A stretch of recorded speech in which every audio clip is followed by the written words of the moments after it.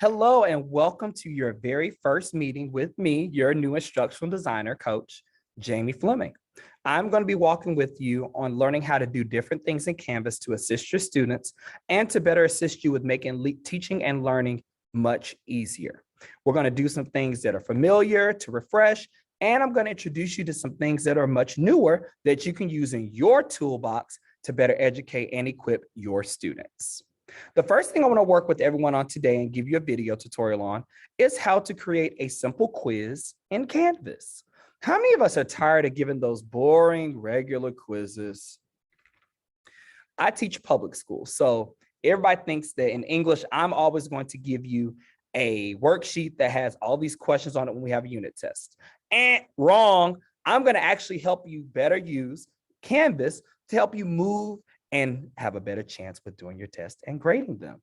It's super easy and super quick. It just takes a little bit of preparation, but after that, you can keep them and keep using them. So what I'm gonna do is walk you through it. I'm gonna share my screen with you really quickly.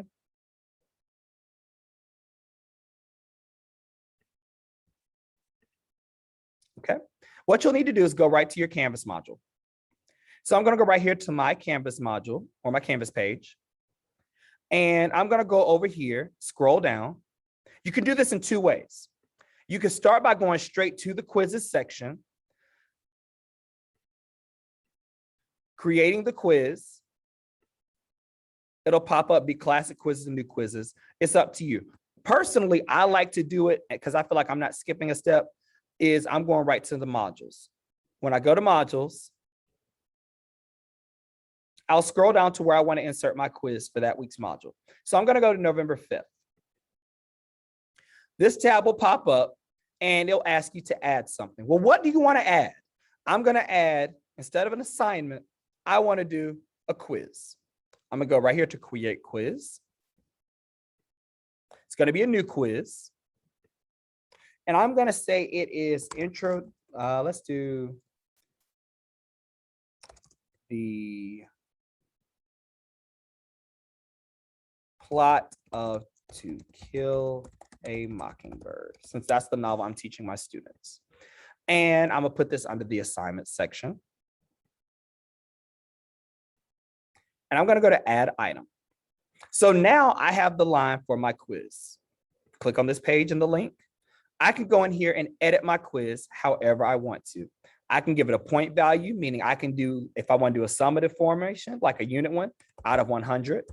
I can do it out of 50 if I do a point system, 25, or if I want to do a simple recap to see if you've been reading, I may make it worth 10 points.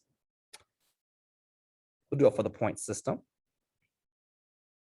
You'll get to pick which tool you want to use. So do you want like external or anything? Or if you're not, you just keep it that way.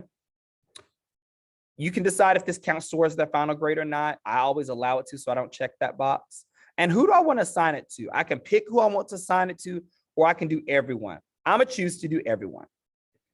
And I'm gonna make it due November, let's do Monday, it's due on the 15th. And then I'm gonna go right here to build.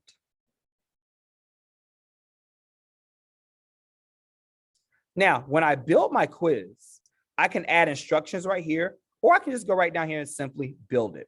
Do I wanna do it as a categorization?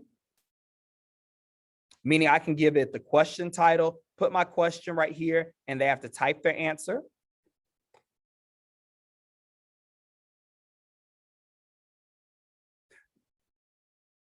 Go back under here for build.